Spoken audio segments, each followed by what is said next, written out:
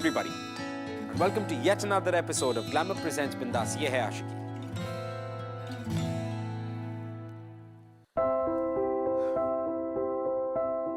You know, जिंदगी में family और सोसाइटी के अलावा भी एक चीज बहुत इंपॉर्टेंट होती है और वो होती है आपकी इनर वॉइस, आपकी कॉन्शियस वॉइस, अंदर की आवाज जिसे हम कहते हैं. अब जो इंसान वक्त रहते इस अंदर की आवाज को सुन ले और पहचान ले, बस उसे अपनी जिंदगी का मकसद, पहचान और अपना सोलमेट सब कुछ मिल जाता.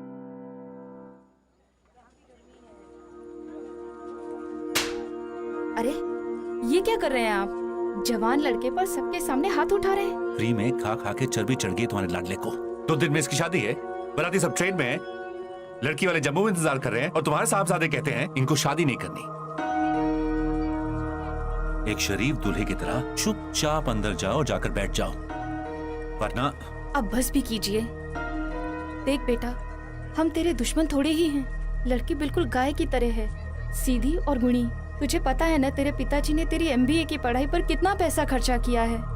अब शादी तो उनकी मर्जी की ही बनती है.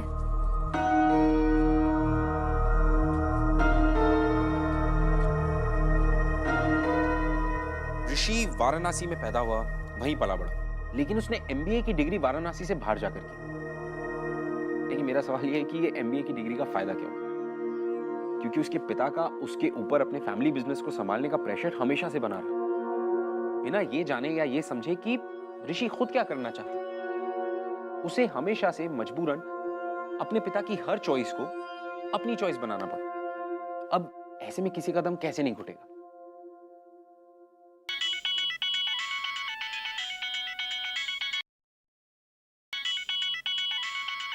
अरे वाह, बहू का फोन है. उठा ले बेटा, उससे बात करेगा तो अच्छा लगेगा. चल मुझे जाने दे. हेलो ऋषि जी. ऋषि जी आप सुन रहे हो ना? हाँ स्वाति, सुन रहा हूँ, बोलो. ऋषि जी ये क्या है? शर्माने का हक तो सिर्फ दुल्हन को होता है ना, और आप दूल्हा होके शर्मा रहे हो. मैं स्वाति, मैं बाद में बात करता हूँ. ऋषि जी बात कीजिए ना. मैंने ना स्पेशली आपके लिए कमल ककड़ी की पकौड़ियाँ बनानी सीखी हैं, सिर्फ और सिर्फ आपके लिए. बात कर. अंदर जाओ.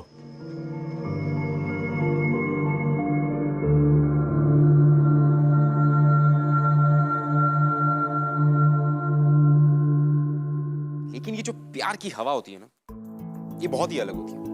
कब किस ट्रेन के कौन से कंपार्टमेंट या विंडो दरवाजे से आके आपसे टकरा जाए, ये आप नहीं कह सकते. और ठीक ऐसा ऋषि के साथ भी हो. जब मिली नाम का एक हवा का झोंका ट्रेन के दरवाजे पर आके टकरा गया, और बस इस हवा के झोंके ने इन दोनों की जिंदगी का रुख बिल्कुल बदल दिया.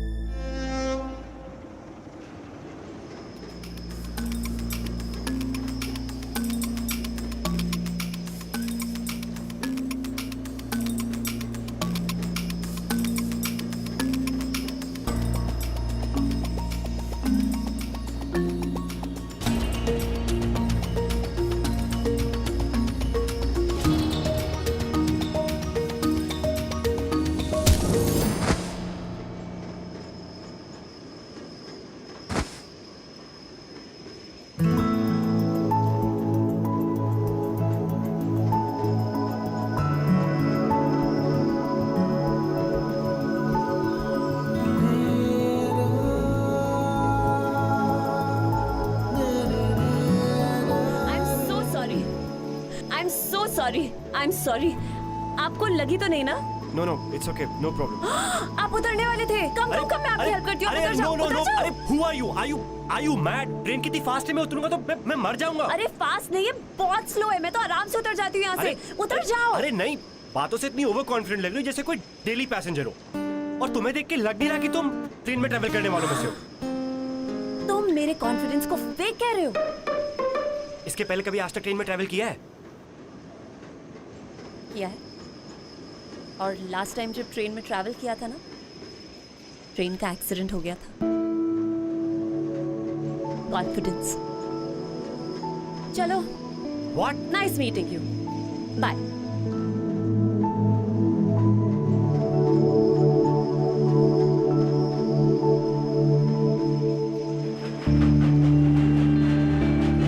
ऋषि का मन तो यूं कर रहा था कि वो ट्रेन से कहीं कूद जाए, क्योंकि वो नहीं चाहता था कि उसके पिता उनकी पसंद की कोई लड़की को उसकी जिंदगी पे ऐसे ही थोप दे। और उसके डैडी समझने को तैयार ही नहीं थे कि ऋषि ने वाराणसी के बाहर ना सिर्फ एक पढ़ाई कंप्लीट की है, बट उसने एक अलग दुनिया देखी, अपने सपने देखे जिन्हें वो पूरा करना चाहता था, जो शायद उसके डैड के रहते पूरे नहीं हो सकते थे। और जिंदगी की ऐसी सिचुएशन में मिली का उसकी लाइफ में आना was nothing less than a blessing.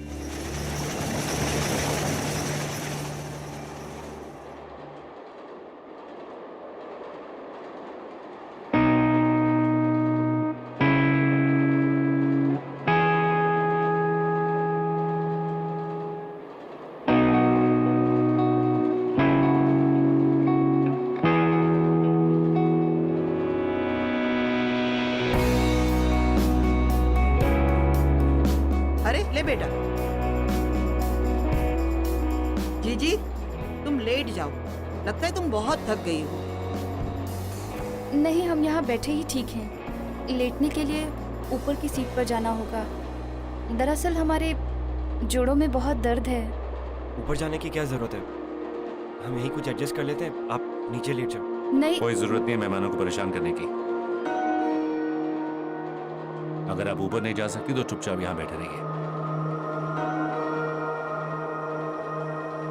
Aunty, aunty आप एक काम करिए, आप मेरी सीट पे आ जाइए, मुझे कोई प्रॉब्लम नहीं ऊपर जाने में। आइए। हमें किसी अजनबी से कोई मदद नहीं चाहिए। ओह, हेलो अंकल, मेरा नाम मिली है। नमस्ते नमस्ते नमस्ते नमस्ते। अब हम अजनबी नहीं है। आंटी आ जाइए। चुपचाप यहीं बैठे रहिए। अरे आप ऐसे कैसे कह सकते हैं आंटी को? उनकी मर्जी, वो जहाँ चाहे वहाँ बैठ सकती है। आप जबरदस्ती कैसे कर सकते हैं उनके साथ? तुम शांत हो जाओ बेटा। अब हम यहाँ अपनी मर्जी से ही बैठे हैं। आंटी यू नो व्हाट, ये आपका जो नजाकत भरा रूप है ना, सीधा साधा अंकल की हर बात मानने वाला, इसी की वजह से वो आपका फायदा उठाते हैं। आप मुझे एक बात बताइए, करवा चौथ वाले दिन अगर अंकल आपको बोलेंगे आज मून नहीं है, आज सन मून है, तो आप सन को देख के करवा चौथ का फास्ट तोड़ देंगी? नहीं ना? नहीं। सेल्फ रिस्पेक्ट की भी तो कोई बात होती है ना aunty. This is not fair, ये बहुत गलत है। अगर आपको यहाँ पे आके बैठना है, आप बैठ सकती है। आप अंकल को क्यों पूछ रही है? आइए आइए।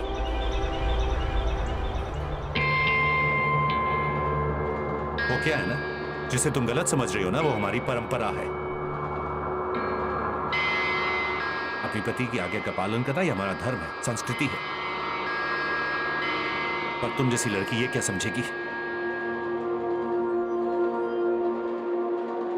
यू आर राइट अंकल, इन सब चीजों में मेरा IQ थोड़ा कम है। Sorry aunty. फट्टू।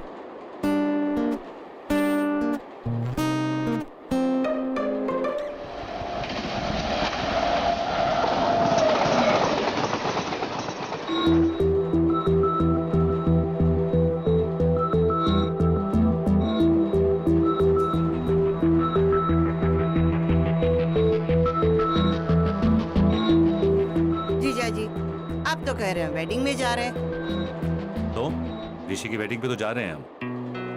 हमें तो लग रहा है वॉर पे जा रहे हैं। अभी भी अगर नाच गाना नहीं हुआ या ढोलक शोलक नहीं बजे ना, तो हम अपने मुंह पर पट्टी चिपका के बैठ जाएंगे। शीला, ज्योति, बेटा उठ जा। शीला आंटी को बैठने दे, यहाँ बैठो। ज्योति तुम ढोलक लेकर आओ, यहाँ आ जाओ।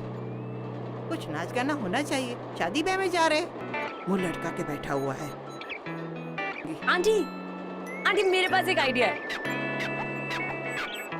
मेरे पास ना स्पीकर्स भी हैं और मेरे फोन पे माइंड ब्लोइंग म्यूजिक है। मैं अपने स्पीकर्स लगाऊंगी, पर एक चीज करनी पड़ेगी आप सबको। आप सबको डांस करना पड़ेगा, ओके? ये हाँ हाँ। चलो लेट्स बिगिन।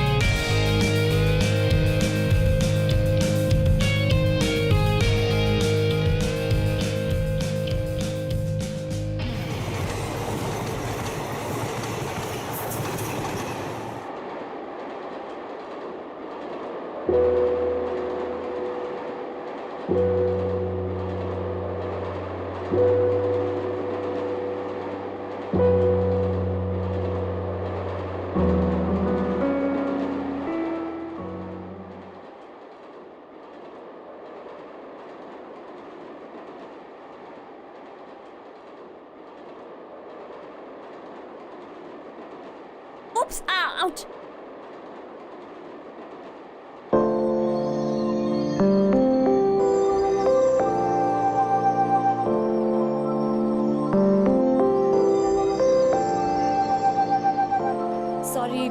सॉरी वो बेटा संभल के। हाँ सॉरी वो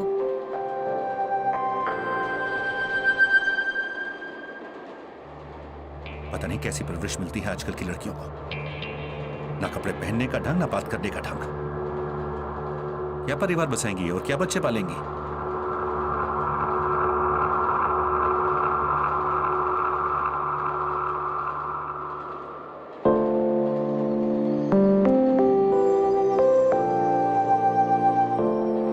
जिंदगी को जीना है तो वो करो जो तुम्हारा दिल कहता है, ना कि तुम्हारे पापा। और once do something for yourself. मैं बाहर तुम्हारा वेट कर रही हूँ।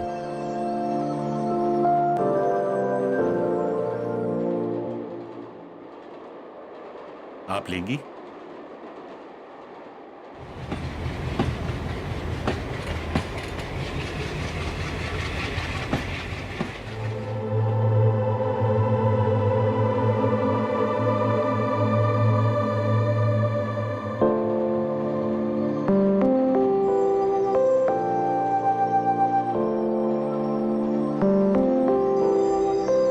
हाय। हेलो। वो एक्चुअली थैंक्स कहने की कोई ज़रूरत नहीं है। कोई भी अगर अच्छा इंसान होता तो उस समय वही करता जो मैंने किया। Thank you. तुम्हें ऐसा लग रहा है मैंने तुम्हें थैंक यू कहने के लिए बुलाया। सॉरी। वैसे क्या देखा तुमने? एक्चुअली हम दोनों इतने पास थे ना एक दूसरे के, कुछ देखने का मौका ही नहीं मिला। Bad luck. Bad luck, you are such a cheapster. तुम्हारे साथ डांस किया, तुम्हारी गोद में गिरी, उसका तुम ये मतलब निकाल रहे हो, राइट? Anyway thank you. वो आज तुमने मेरी मॉम को जो सपोर्ट करा मेरे डैड के सामने। वैसे ये तुम्हारा काम था, you know that, right? I know. तुमने अपनी शक्ल देखी है? ऐसा लगता है प्रेशर कुकर है जिसके अंदर बहुत कुछ पक रहा है लेकिन सीटी नहीं बज रही। अपने आप को चेक करा लो, नहीं तो ब्लास्ट हो जाओगे एक दिन। तो क्या करूं यार, मेरी जिंदगी तुम्हारी जैसे बिंदास नहीं है ना। ऐसे पेरेंट्स जो मिलके जो समझने के लिए तैयार ही नहीं है। शादी, सांस, सब उनकी मर्जी से लेना पड़ रहा है। मेरा दम घुट रहा है।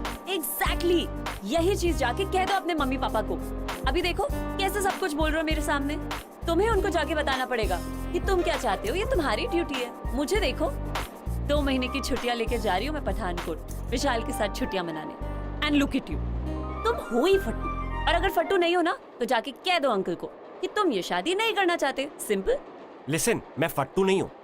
मैं अपने डैड की रिस्पेक्ट करता हूँ, उनकी इज्जत करता हूँ। उन्होंने बहुत पैसा खर्च किया मुझ पर, मुझे बहुत पढ़ाया है। छोड़ो, तुम नहीं समझोगी। तुम्हारी लाइफ मेरे जैसी नहीं है ना। तुम्हें ऐसे पेरेंट्स जो दिए जिनके पास तुम्हारे लिए टाइम ही नहीं है। एकदम खुली आजादी, खुले पैसे, सब कुछ देके तुम्हें छोड़ दिया। तुम्हारी गलती नहीं है। ठीक कह रहे हो तुम। मेरे पेरेंट्स के पास मेरे लिए कोई टाइम नहीं है, क्योंकि मेरे पेरेंट्स तो इस दुनिया में है ही नहीं।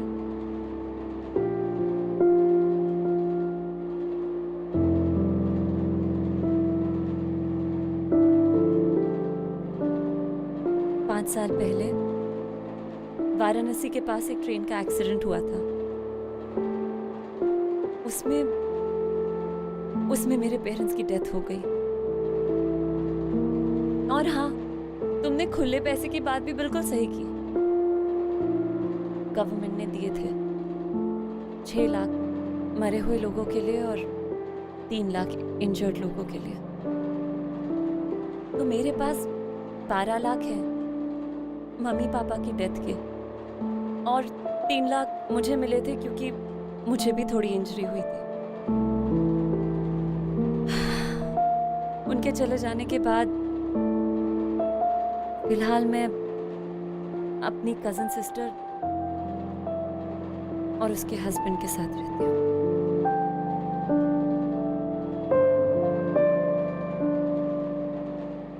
Never mind.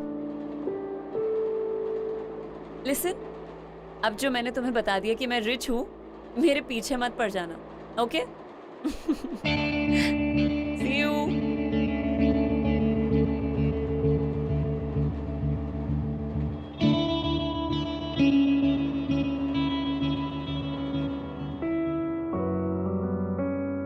ऋषि को लगने लगा था कि उसका खुद का घर पराया जैसा है। He felt like an outsider. लेकिन इसके साथ साथ उसे ये भी लगने लगा था कि उसने कहीं ना कहीं अपनी जिंदगी जीना।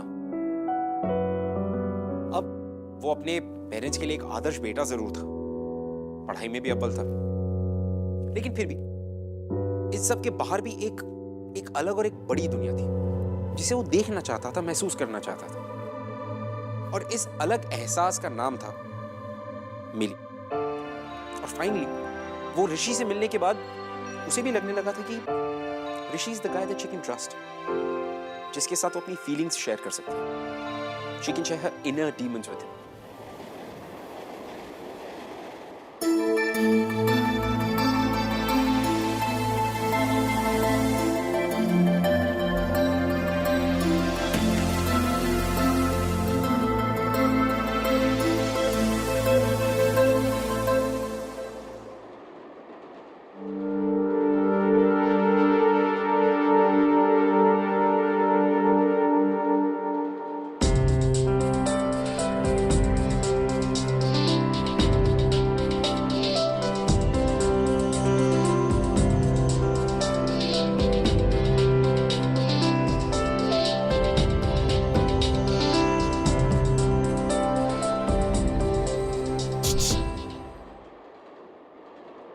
हाँ, फोन।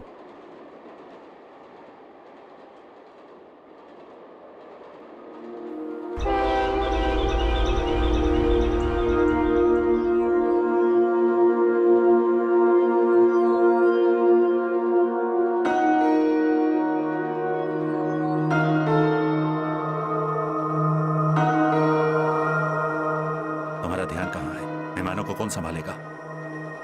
पापा बस मैं सबको पानी पिलाने जा देखो, उस मुंहफट लड़की से जितना दूर रहो ना, उतना ही अच्छा है। ऋषि, तुम जानते हो मेरा बिजनेस अच्छा नहीं चल रहा है, और तुम्हारे ससुराल वाले से जो मुझे 10 लाख मिलेंगे, मुझे उसकी कितनी जरूरत है तुम जानते हो, है ना?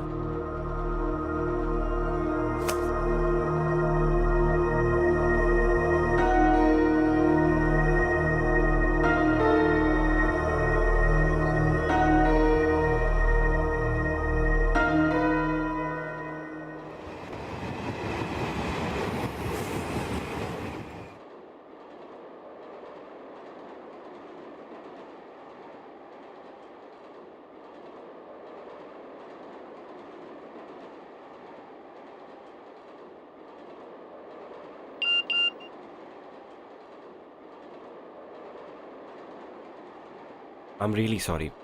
मुझे तुम्हारे पेरेंट्स के बारे में नहीं पता था। But hey, you're such a happy soul यार। तुम्हें मेरा सेल नंबर कैसे मिला?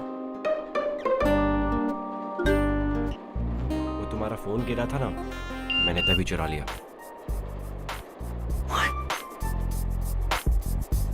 वाह वाह, आई एम इम्प्रेस। डेयरिंग का कीड़ा है तो सही तुम्हारे अंदर, बस अब बाहर आना बाकी है।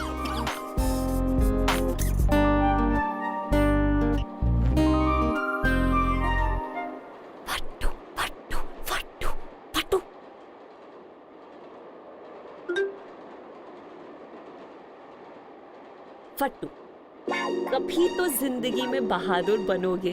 यू नो, मेरे बॉयफ्रेंड विशाल में यही एक खूबी है, उसको किसी की पड़ी नहीं है। एक दिन तो मुझे अपने रूम तक लेके चला गया था। तुम अपने बॉयफ्रेंड के साथ उसके रूम में अकेली गई थी? चीपो, डोंट गेट आइडियाज। ख्यालों में मैं उसके घर गई थी। हाँ हाँ, इसमें क्या है? ऐसे तो ख्यालों में मैंने बड़े बड़े कांड कर रखे हैं। वैसे तुम लोग मिले कैसे थे? अभी हम मिले ही कहाँ हैं, इसीलिए तो उससे मिलने जा रही हूँ। तुम आज तक उससे मिली नहीं, पहली बार मिलने जा रही हो। You are mad. 12 बजे मिल सकते हो, जब सब सो जाएंगे।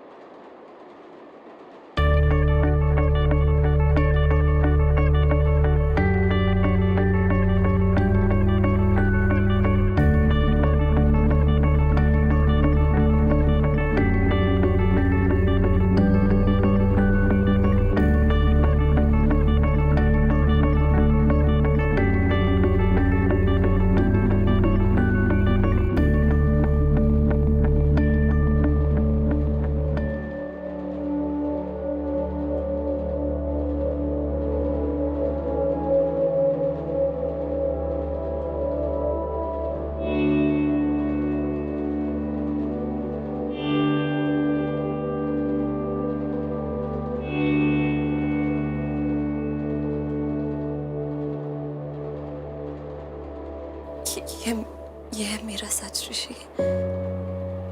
इसीलिए मैं आज तक किसी लड़के के कमरे में नहीं गई, और शायद कहीं ना कहीं मैं भी एक फट्टू हूँ। ट्रेन एक्सीडेंट की इंजरी पे ये दाग मुझे मिला था।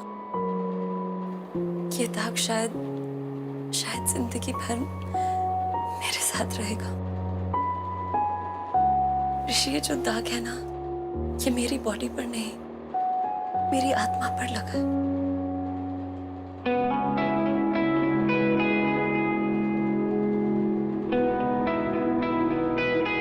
मम्मी पापा के गुजर जाने के बाद मैंने ही खुद को पाल पोस के बड़ा किया। कभी कभी खुद ही पापा की तरह डांट देती थी अपने आप को, या मम्मी की तरह पैम्पर करती थी। दुनिया ने ना हमेशा मुझे यूजलेस समझा, या मुझे हैंडीकैप समझ के हमेशा ऐसा सोचा कि मैं जिंदगी की रेस में आगे बढ़ ही नहीं सकती, कुछ नहीं कर सकती।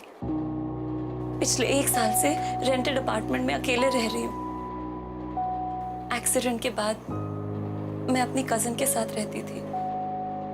जिस दिन गवर्नमेंट ने कॉम्पेंसेशन भेजा ना, उस दिन मेरे जीजा जी बिल्कुल बदल गए। उनकी नजर सिर्फ और सिर्फ मेरे पैसों पर थी, जो वो अपने इलेक्शन कैंपेन के लिए यूज करना चाहते थे। इसीलिए मैंने घर छोड़ दिया। तब से भाग रही हूँ मैं उनसे भाग रही हूँ, और वो मेरे पीछे पड़े हुए हैं। इसीलिए जा रही हूँ विशाल के पास।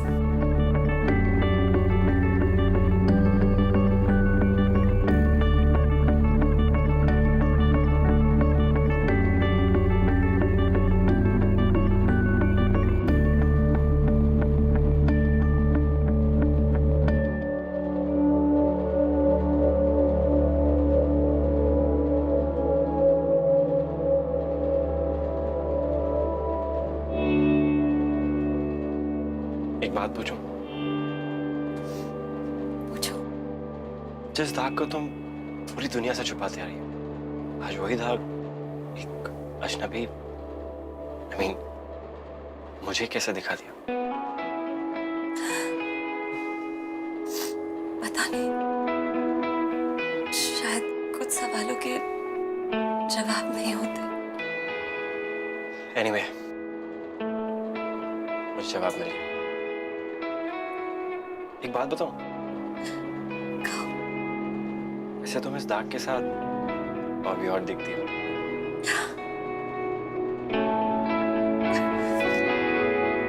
छी।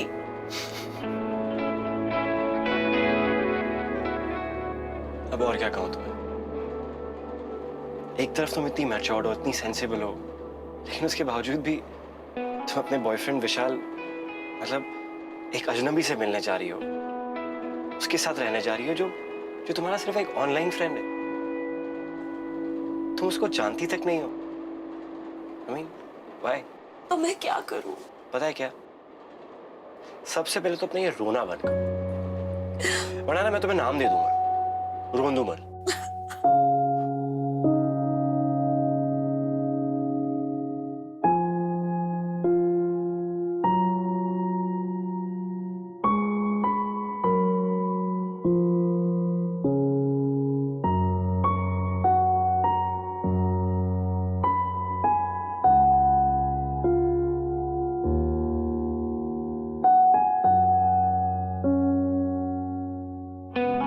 तुम्हारी शादी होने वाली है। अपनी बीवी के लिए कुछ बचा के रखो।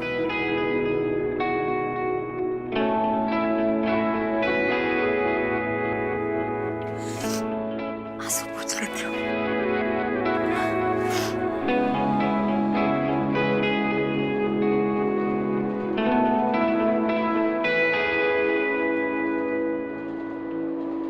कैसी हैं आप साली साहिबा?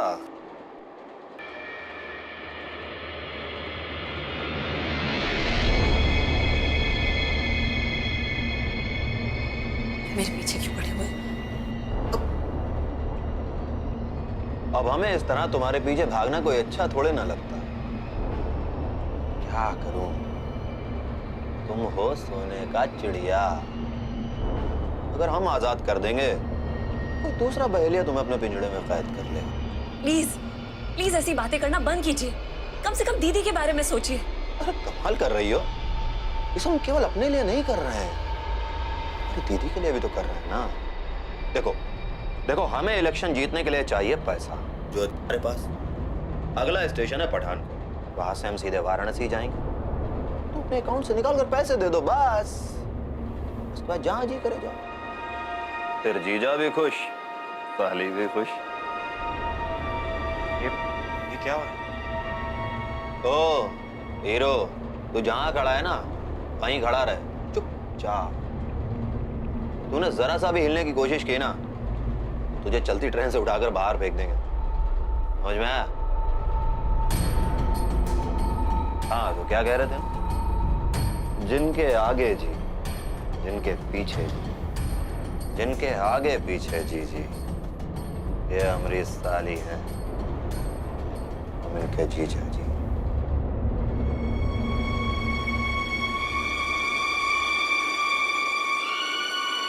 छोड़िए मेरा हाथ। आओ। छोड़िए। साहबजादी घर पे बिना छोड़िए बताए मुझे। चली आई। छोड़िए मुझे, आप मेरे साथ जबरदस्ती। चुपचाप चलो, जब से ट्रेन चली तब से ढूंढ रहा हूँ तुम्हें। छोड़िए छोड़िए। छोड़िए, सामान पैक करो अपना। समझ में आया? आप मेरे साथ जबरदस्ती नहीं कर सकते। बिल्कुल चुप, कुछ सुनना नहीं चाहते हैं। क्या किया है सरफरी लड़की ने? अब क्या बताएं भाई साहब, आजकल का लड़के अपने हिसाब से ही सारा काम करते हैं।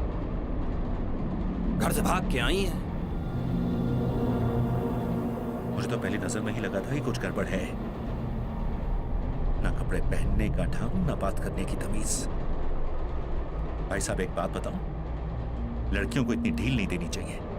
बिल्कुल ठीक कह रहे हैं आप, थोड़ा लगाम तो कसना पड़ेगा इनका। भाई साहब ये बनारस की लड़कियां तो बड़ी तमीजदार होती हैं। ऐसी बेशरम लड़की मैंने पहली बार देखी है जिंदगी में। अंकल आप ऐसा क्यों बोल रहे हैं? बिल्कुल चुप, चुपचाप बिल्कुल तमीज से पेश आओ, वरना हम बदतमीजी पे उतर आऊंगा।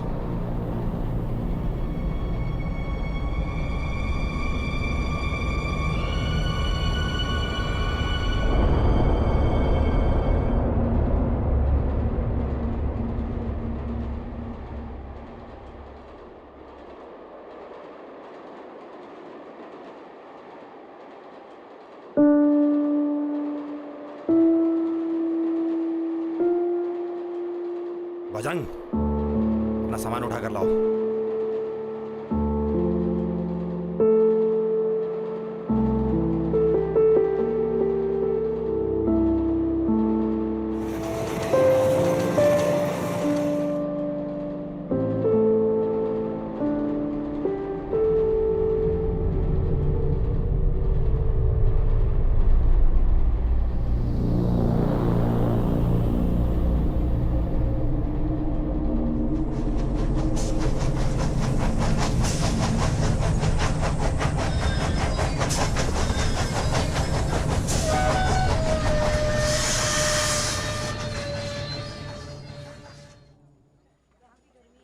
मुझे, मैं आपके साथ नहीं जाऊंगी।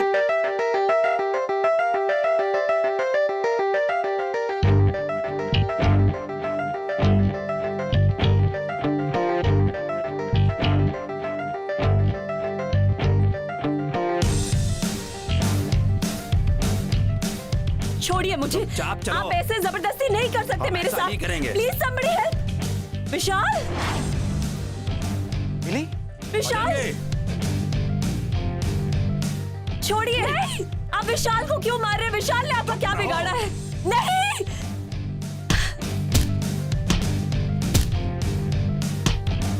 छोड़िए मुझे, मुझे विशाल के पास जाना है। Somebody help, please somebody.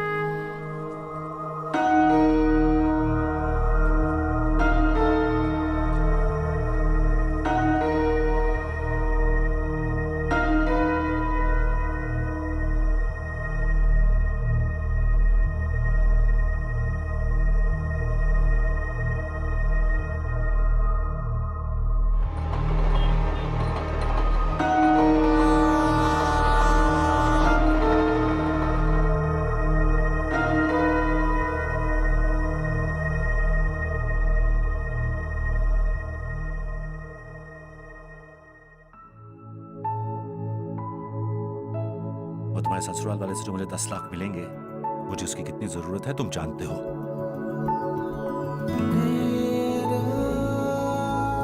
तुम हो ही फट्टू, और अगर फट्टू नहीं हो ना तो जाके कह दो अंकल को कि तुम ये शादी नहीं करना चाहते। सिंपल।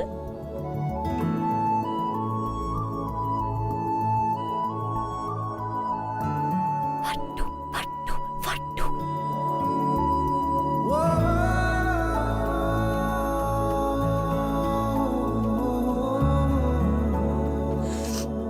आंसू पूछ लेती हूँ।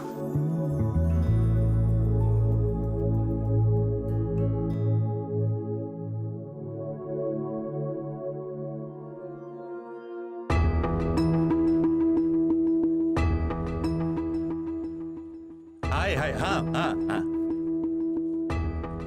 देखो कुछ गड़बड़ मत करना, तुम्हारे ऊपर बहुत खर्चा किया मैंने, सब वसूलने का वक्त आ गया, समझे तुम? नमस्कार नमस्कार नमस्ते। नमस्कार। नमस्ते। अरे नहीं नहीं, सबकी क्या जरूरत है।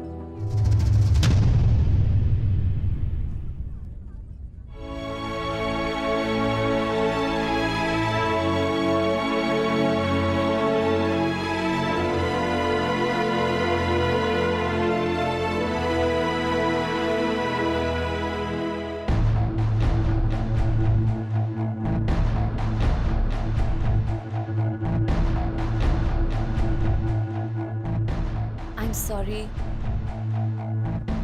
आई थिंक मैं जो बोलने वाली हूँ वो आप लोगों को बहुत गलत लगेगा। अगर एक दूल्हे को शादी के मंडप से उसकी गर्लफ्रेंड भगा के ले जाए तो वो तो गलत ही होगा ना। अंकल ये आपकी बेटी को कभी खुश नहीं रख पाएगा। You will never be happy with him. In fact शादी के बाद तो ये खुद भी खुश नहीं होगा। बिकॉज द ट्रूथ इज ये मुझसे प्यार करता है।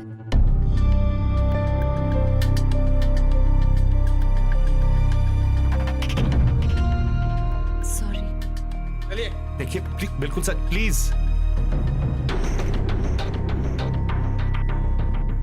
अंकल देखिए,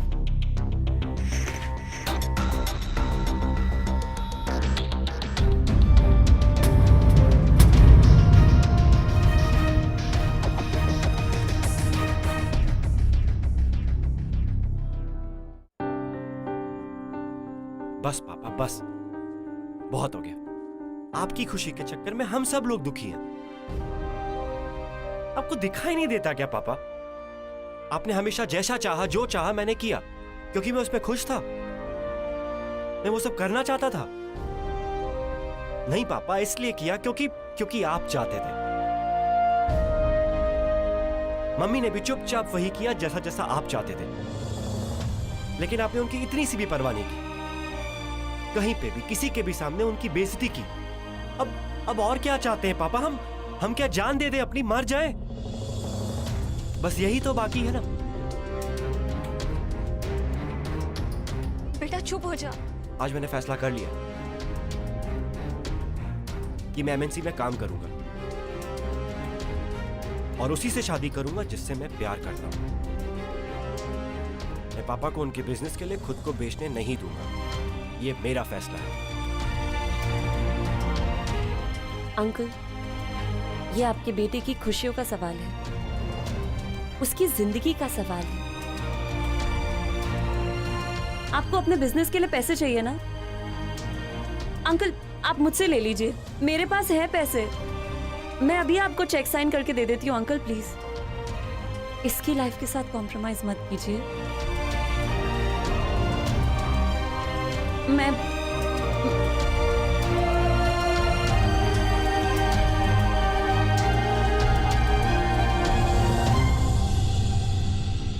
बेटा आज नहीं तो कल ये तो होना ही था, और तेरे पापा वो भी मान जाएंगे।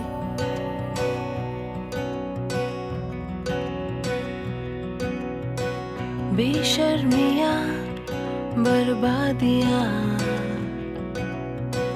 है इश्क की शैतानियाँ,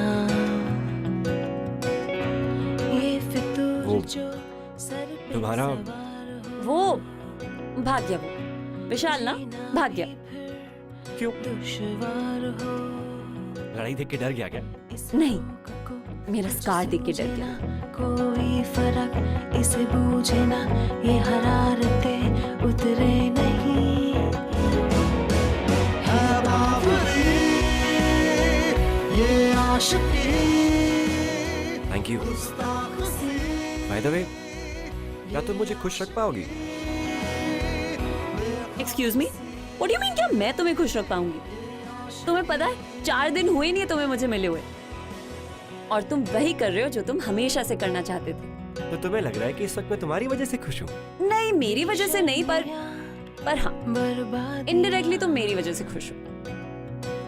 है इश्क की शैतानियाँ, इस रोग को कुछ सूझे। अरे बाय द वे, तुमने मुझे अभी तक अपना नाम नहीं बताया।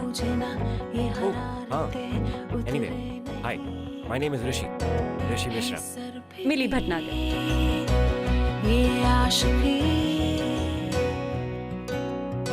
प्यार सिर्फ एक फीलिंग या एक एहसास नहीं है। प्यार आपको ताकत देने की एक दवा है। मिली जिसने अपनी जिंदगी का इतना बड़ा राज, the scar of a life, जो उसने कभी किसी के साथ शेयर नहीं किया, वो उसने ऋषि के साथ शेयर किया। और ये सब कुछ उसके इनर कॉलिंग, यानी कि उसकी अंदर की आवाज सुनने का रिजल्ट था।